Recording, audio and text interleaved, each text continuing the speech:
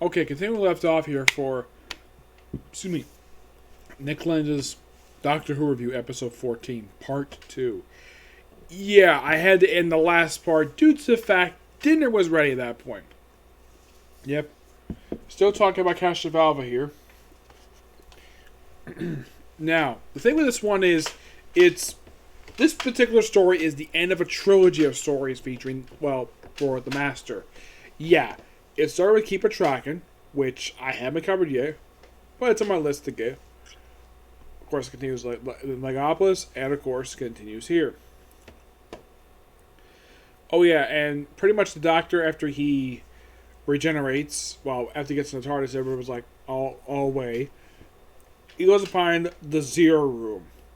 Yeah, this is the first and only story to ever feature the Zero Room. For a good reason, because they get rid of it after the story. Pretty much, it's this it's basically this blank room where there's nothing in it. And Dr. Goes are basically collect his thoughts. Because his generation is becoming a mess, per se. So, he basically is in his room for a little while, until the TARDIS starts going back in time. You're probably thinking, isn't that what usually it does? Yes. Except that it's going back in time to the Big Bang. Oh yeah, and apparently they have hydrogen running around the ship, which I thought that was interesting. Mm-hmm. Yeah. So they figured out a way to basically get the Big Bang to move forward. And the way they do it, they had to inject some TARDIS rooms. And they try to make sure they didn't have the console room ejected out because they needed to power the TARDIS.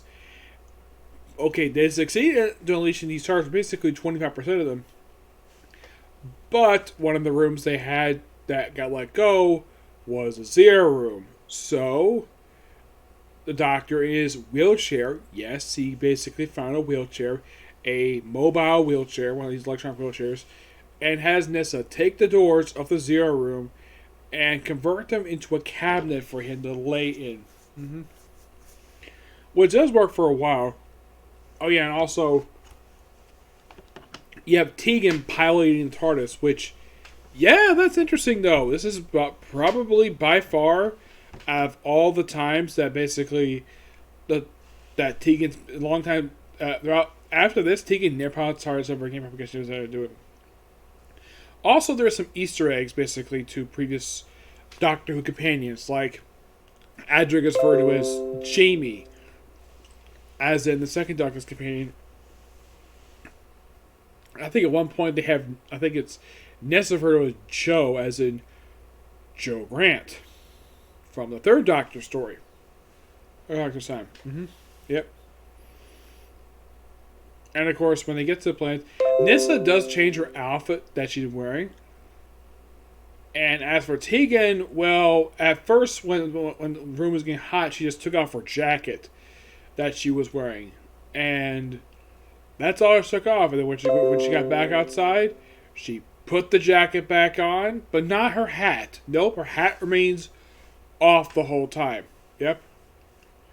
So they go to this place, and it's piloted in the TARDIS. They basically have a blueprint thing, and they fly it there.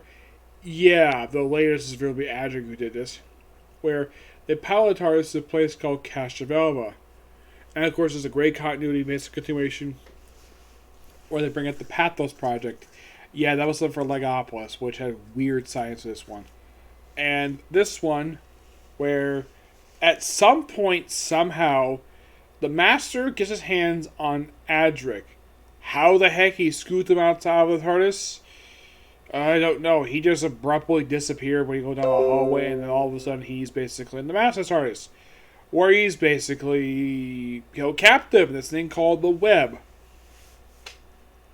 He does briefly get away from the Master later on. By the way, the Hitcher Castrovalva does not show up until toward the end of part 2 of the story. Mm-hmm. And when they go to the planet that has Castrovalva. So, I guess the Master's like, Doctor, let's keep this trap. Maybe escape my other trap then. So, they basically take the TARDIS cabinet, they basically go to a place of quietness. So later on, of course, they have Tegan find Castrovalva, but then it moved where it was, and of course they drag along the hill. They get briefly separated from the Doctor, where he gets into the city of Castrovalva, where he thinks, "Oh crap, these people wearing these weird outfits. These people cannibals?" No, they're just hunters because that's what their ancestors wore. Okay. Yeah, that's what was explained here. And then Tegan and Nyssa basically get in and be a climbing over the walls. That would be interesting to see, but nope, you don't see that. That's done off screen. Yeah, that's how they get into Castrovalva. Climbing the walls. That would have been interesting to see, but we don't see that here. Mm-hmm. And they read that with the Doctor. And of course, then I think it's Nyssa who just happens to find by sheer coincidence where they actually find the Zero cabinet and they bring it to the Doctor. Though eventually it's taken by the locals to be like a storeroom for some reason. I don't know why. It's kind of weird. Yep.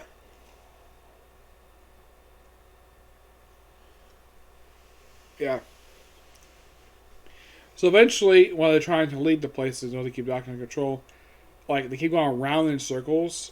And it turns out the reason why it's like that, because they're caught in a time loop. Well, it's a trap set by the Master. And the Doctor, of course, looks through the 30 volumes of Castrovalva. Now, he does point out, though, the bindings of the book, the pages are all real.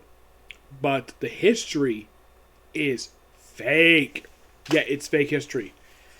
Yeah, and it turns out Castrovalva was just a plot by the Master, who turned out to be the actual leader of the village of Castrovalva. Yeah, we don't find this out until like the end of like episode 4. Yeah, him being the Master, that basically kind of makes sense. And apparently also Adric was kept behind some tapestry. So apparently this webbing which was actually kept inside of his TARDIS was moved to the side of his wall for some reason. I don't know how. Yep. And then eventually, of course, they do escape Castrovalva via it collapsing itself due to the destruction of the Zero cabinet and the removing of the web for where Adric is. So apparently, that's the reason why that Castrovalva kept place. Okay. And then Doctor, who's mostly back to normal, he sees the TARDIS, like, who piloted the TARDIS? And Tegan's like, I did. Like, how'd you fly it? There were instructions in the computer. Must be my projection. Those instructions aren't real. I'm like, really? And then they just end the thing right there. There's actually a deleted scene where you see the characters go inside the TARDIS and it dematerializes. Why the heck they end with that point to basically end with dematerialization? Don't know. It's kind of weird. It's something that's never been explained. Like, another one was an earthquake. Yeah, they have like 2 deleted scenes here. Now, the earthquake, I kind of get deleting that, but why delete dematerialization? Also, you don't hear the sound effect with dematerialization of this deleted scene. Yep. But for the start of Peter Davison's run, it's interesting. I like the stuff inside the TARDIS. It's really cool. Get a good view of the TARDIS, but not complete like tour of the TARDIS per se. TARDIS is infinite. But this is definitely a decent story overall. Oh, and don't worry. The Master himself does get out of this somehow. In Time Flight. That's actually his next appearance. At the end of this season of the show, which is season number 18. Yep. What ranking do I give Castrovalva? I'm going to give it roughly 9 out of 10. It's a good story. It's the stuff for like Castrovalva is just okay at best. I'd say that the first part of the story is really good. I love the pacing for it. It's so interesting. But it seems as though once you get to Castrovalva, it just seems as though it's I mean, the women basically appear in this episode are just nothing characters. They have the people with the strange title names for positions, which is kind of weird. And thanks to the Doctor drinking this special cocktail, which actually does help him, believe it or not. Yes, the Doctor they have actually does help him. Mm-hmm. Also, at one point, Doctor suffers to brief amnesia. Yes. By the way, he would not be the only Doctor to do this, where he suffers from brief amnesia. The next Doctor to do this would actually not be until the 8th Doctor, Paul McGann, in 1986. Roughly 14 years after the story. That's the next time I can think of the Doctor suffers from amnesia briefly. Though it doesn't happen in the movie. It does kind of happen in the movie, but it also happens in the book as well. Have a couple times with him. Also, that one was very much romantic, and he also made out with his female co-star. Now, in the case of this one was definitely pretty good. I do think that Peter Davison does a great job, basically, with his opening story. He does a really good job here. In the case of actress and Tegan, Tegan and Nyssa, great job with these two.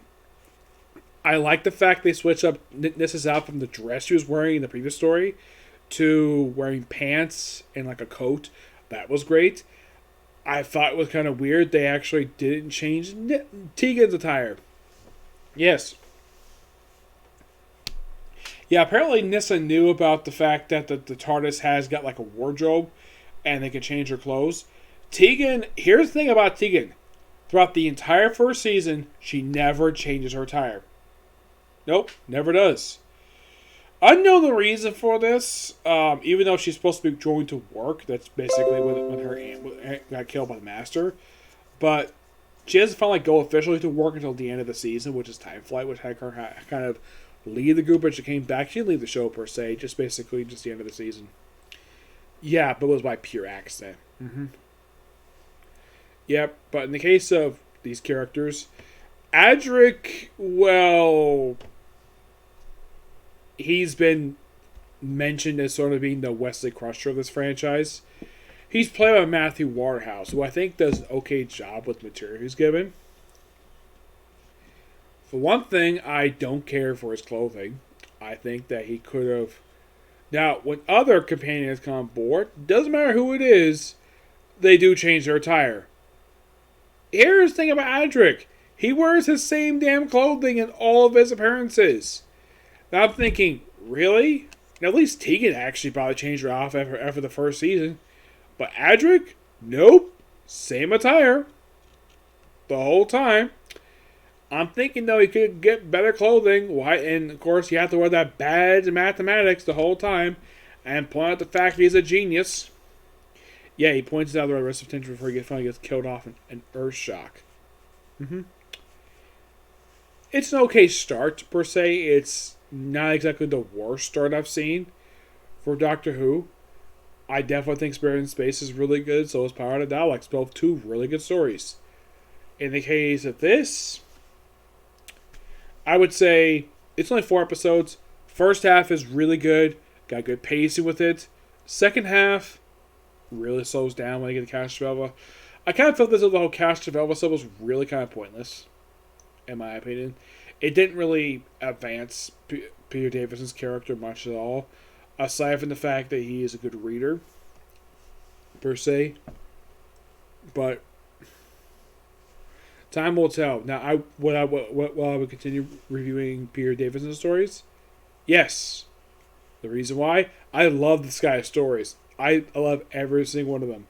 Though this one is by far the weakest one out of all of them. Yeah, he's got a weak start to his era. But the next story that comes right after Castrovalva is... Let's see. What is the name of that particular...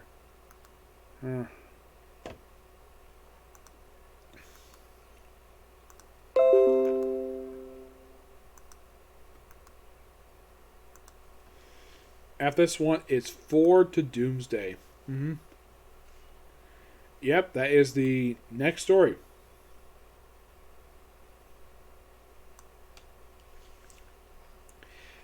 That is literally the very next story is Forward to Doomsday, which should be interesting.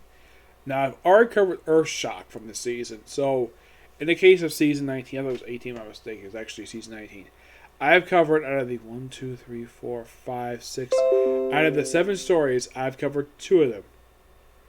And when people talk about Peter Davis's era, the one story they talk about is Vegetation, because this is a very interesting one per se.